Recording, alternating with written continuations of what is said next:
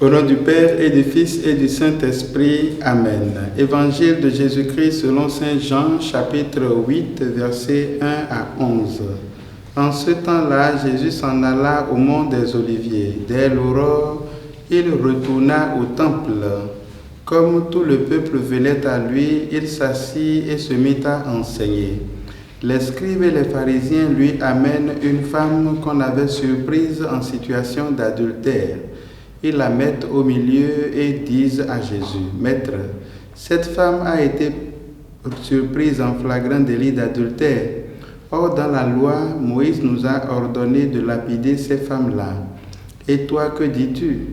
Il parlait ainsi pour le mettre à l'épreuve afin de pouvoir l'accuser.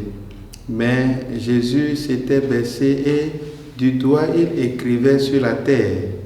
Comme on persistait à l'interroger, il se redressa et leur dit: Celui d'entre vous qui est sans péché, qu'il soit le premier à lui jeter une pierre. Il se baissa de nouveau et il écrivait sur la terre. Eux, après avoir entendu cela, s'en allaient un par un en commençant par les plus âgés. Jésus resta seul avec la femme, toujours là au milieu. Il se redressa et lui demanda: Femme, où sont-ils donc? Personne ne t'a condamné? Elle répondit: Personne, Seigneur. Et Jésus lui dit: Moi non plus je ne te condamne pas. Va, et désormais ne pêche plus. Acclamons la parole de Dieu. Louange à toi, Seigneur Jésus. Frères et sœurs, nous sommes aujourd'hui lundi 22 mars. Nous bénissons le Seigneur pour cette parole qu'il nous donne en ce jour où nous continuons notre marche en ce temps de carême pour nous exercer afin de ressusciter avec le Christ.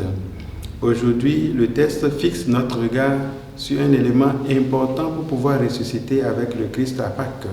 Le regard que nous posons sur les autres, le jugement que nous avons sur les autres, notre façon de regarder la vie qui est autour de nous.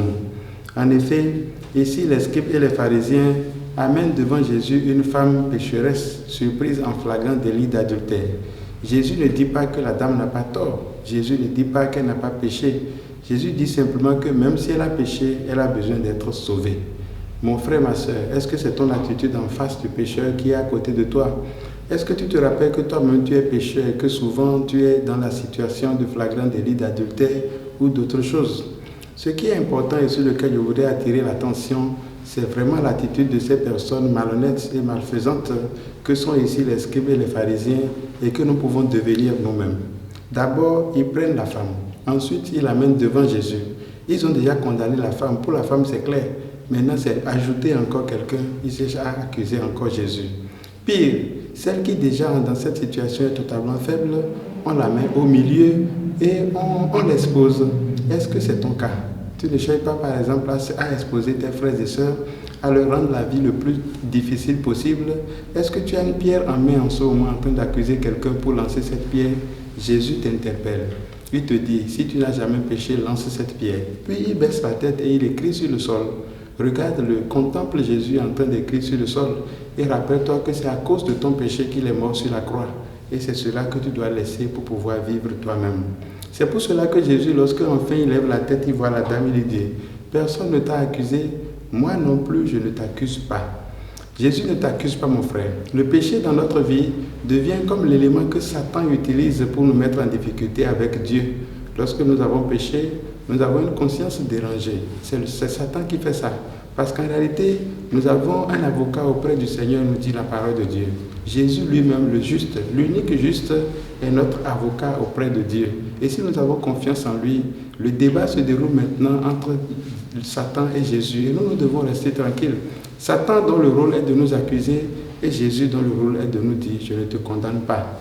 Mais Jésus ne dit pas: je ne te condamne pas pour nous laisser rester dans notre péché. La fin du texte est merveilleuse. Va, et désormais ne pêche plus. Nous savons que dans la chair humaine dans laquelle nous sommes, il nous sera très difficile de ne pas pécher. Mais ce que Dieu veut de nous, ce que Jésus veut de nous, c'est notre élan, c'est notre volonté de conversion. Demandons au Seigneur en ce jour qu'il mette en nous ce désir fort de nous convertir, de ne pas rester dans notre péché, de ne pas nous habituer à notre péché, mais tout le temps de renoncer à lui, de dire toujours je ne veux pas. Et si cela arrive, d'avoir le courage de se lever et de marcher encore et encore. Que la loi donc ne nous tienne pas dans ses mailles, mais plutôt que la foi en Jésus et l'amour de Dieu nous délivre et nous pousse de chaque fois en avant pour regarder nos frères comme Jésus nous regarde. Que Dieu vous bénisse, qu'il efface nos péchés en ce jour et qu'il nous aide à continuer notre marche pour sortir de nos tombeaux avec lui qui est vivant maintenant et pour les siècles des siècles. Amen.